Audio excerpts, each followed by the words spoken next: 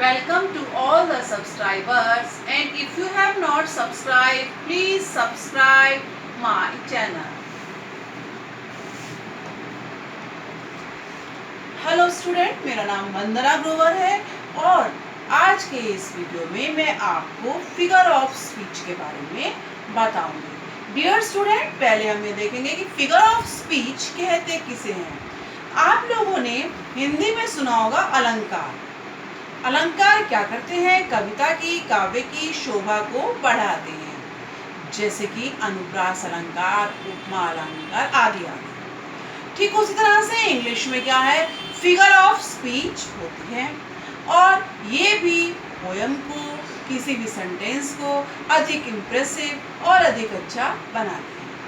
अब क्या है कि figure of speech total 7 type के होते हैं और उनमें से मैं आपको आज उसके 3 टाइप बताऊंगी जो मेनली एग्जाम में आ जाते हैं। आपने क्या करना है, इनको सीखने के बाद अपनी बुक खोलनी है। क्लास 12th हो, 10th हो, कोई भी हो, स्पेशली 12th में बहुत आता है ऐसा काम। बुक खोलिए और उसमें जितनी पोयम है उन सब में देखिएगा कि क्या इनमें से कोई फिगर ऑफ स्पीच है तो बस बिठा लीजिए उसको दिमाग में। इट मीन्स 1 मार्क आपका सॉलिड है। आइए आप देखें कि कौन कौन सा फिगर ऑफ स्पीच का क्या होता है, क्या उसकी डेफिनेशन है और कैसे उसका यूज होता है। नंबर 1 है सिमिली। सबसे पहले तो इसकी स्पेलिंग देखिएगा, SIMILE, सिमिली। ठीक है। एक वर्ड होता है हमारा स्माइल। स्माइल मीन्स मुस्कुराहट, तो उसकी स्पेलिंग हमारी होती है SMILE,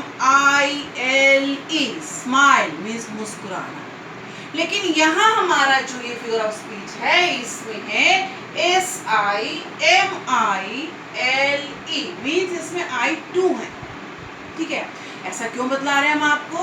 क्योंकि एग्जाम में ये 99% आपका ये फिगर ऑफ स्पीच जरूर आता है और जो मिस्टेक बच्चों की देखने को मिलती है करेक्शन टाइम पर वो ये कि वो इसकी स्पेलिंग ही गलत लिखते हैं, जानते हैं लेकिन स्पेलिंग मिस्टेक करते हैं।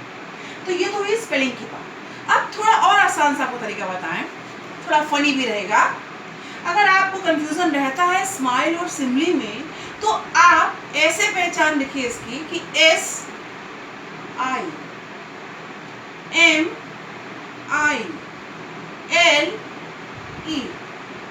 फिर देखिए एक बार SIMILE।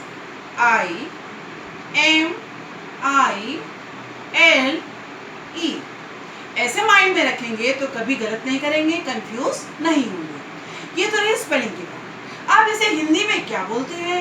हिंदी में इस फिगर ऑफ स्पीच को उपमा अलंकार बोलते हैं। और उपमा अलंकार में क्या होता है कि इन्हीं 2 ऑब्जेक्ट्स में तुलना होती है। तो ठीक वही सिमिली में होता है, इसमें भी कंपैरिजन होता है 2 एक जैसी चीजों के बीच में। तो अगर हम इसकी डेफिनेशन देखें तो इस तरह से आपकी हो जाएगी, simile is a figure of speech in which comparison is made between 2 objects and word as like so. 3 words बोल रही हूं मैं, as, like and so are used to show that comparison. इन तीनों में से कोई ना कोई एक वर्ड जरूर होता है। तो सबसे आसान है ये फिगर ऑफ स्पीच। अगर आपको अपनी पोयम में किसी भी सेंटेंस में इन तीनों वर्ड्स में से एज, लाइक या एसो सो में से कुछ भी मिले तो इट मीन्स उस सेंटेंस में आपका सिमिली फिगर ऑफ स्पीच है। इतना क्लियर हुआ? आइए अब देखते हैं इसका एग्जाम। देखिए यहाँ है life is like a dream, means जीवन एक सपने की तरह है। तो तरह के लिए क्या लिया यहाँ पर? लाइक आने से ये क्या हो गया? सिमिली। क्यों? क्योंकि सिमिली हम उस फिगर ऑफ स्पीच को बोलते हैं जिसमें एज, लाइक या सो में से कोई एक वर्ड आए और यहाँ क्या आ रहा है? लाइक। क्लियर हुआ? अब आते हैं हम दूसरे फिगर ऑफ स्पीच पर, नाम है उसका मेटाफर। हिंदी में देखते हैं आप, एक अलंकार आपको मिलता है रूपक, उसी को इंग्लिश में हम मेटाफर कहते हैं। अब क्या है देखिए इसमें और सिमिली में सिमिलरिटी कि दोनों में ही तुलना की जाती है। मेटाफर में भी दो ऑब्जेक्ट्स में कंपैरिजन होता है, तुलना होती है। तो फिर क्या डिफरेंस है? डिफरेंस ये है कि मेटाफर में उन 3 वर्ड्स में से कोई भी वर्ड यूज नहीं होता।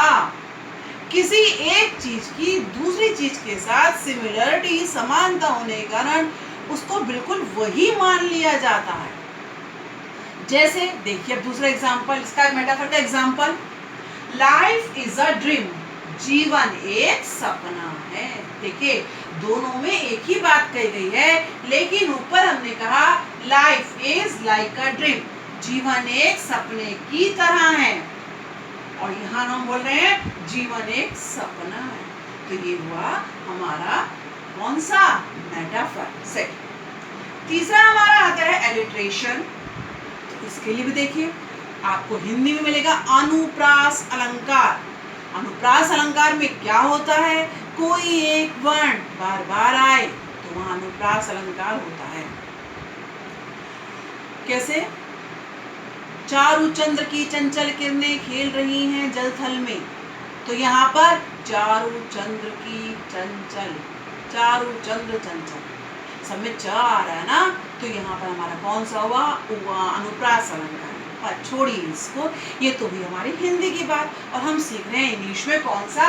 एलिट्रेशन।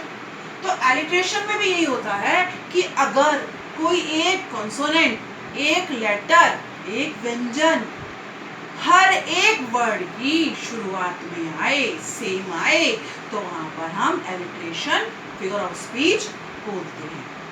आइए अब इसका एग्जांपल देखें। लिटिल लक्ष्मण लाइक्स लेमन, क्या रिपीट हो रहा है इसमें? एल, एल लक्ष्मण में, एल लाइक्स में और एल लेमन में। तो ये हमारा क्या हो गया? एलिट्रेशन मीन्स एक लेटर रिपीट होता है। तो हिंदी में क्या बोलते हैं इसको? अनुप्रास अलंकार। आइए अब एक बार फिर से देखिए, फिगर ऑफ स्पीच 7 होते हैं, जिसमें से आप आज सिर्फ 3 सीख रहे हैं। पहला उनमें है सिमली। सिमली मीन्स तुलना, उपमा अलंकार इसको हिंदी में बोलते हैं, जहां दो चीजों के बीच में तुलना की जाती है, और तुलना के लिए एज, लाइक या सो में से कोई एक वर्ड यूज होता है, तो वहां पर सिमली होता है। जैसे life is like a dream. Second पर आते हैं तो वो हमारा था मेटाफर, हिंदी में उसे रूपक अलंकार कहते हैं।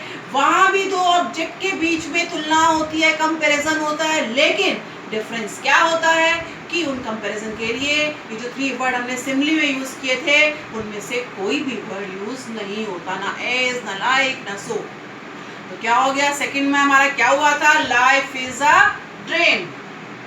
फिर हमारे थर्ड हमारा था एलिट्रेशन। एलिट्रेशन को हिंदी में अनुप्रास अलंकार बोलते हैं, और जिस तरह से अनुप्रास अलंकार में किसी एक वर्ण की आवृत्ति बार होती है, कोई एक अक्षर बार बार आता है, ठीक इसी तरह इंग्लिश में भी अगर किसी सेंटेंस में कोई एक कॉन्सोनेंट बार बार आ रहा हो और शुरुआत में आ रहा हो, तो उसको हम क्या बोल देते हैं? वहाँ पर एलिट्रेशन। एग्जाम्पल आपने इसका लिया था, लिटिल लक्ष्मण लाइक्स लेमन। तो ये तो हुए हमारे 3 फिगर ऑफ स्पीच। अपने नेक्स्ट वीडियो में मैं बाकी फिगर ऑफ स्पीच को लेकर आऊंगी। तब तक आप इनको अच्छे से दिमाग में उठाइएगा, और अगर इतना आपको समझ में आ गया तो ये मान लीजिए 1 मार्क तो आपका सॉलिड है। वहाँ आपसे पूछा जाता है बताइए किस लाइन में कौन सा फिगर ऑफ स्पीच है।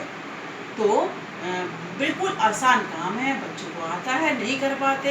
एक बार हम फिर वापस आ रहे हैं सिमली पर। सिमली की स्पेलिंग का प्लीज ध्यान रखिएगा। सिमली की स्पेलिंग है SIMI, लेकिन LE, इस तरह याद रखेंगे, फिर भूलेंगे नहीं कभी भी। अब अगली वीडियो में हम फिर मिलेंगे, तब तक के लिए बाय।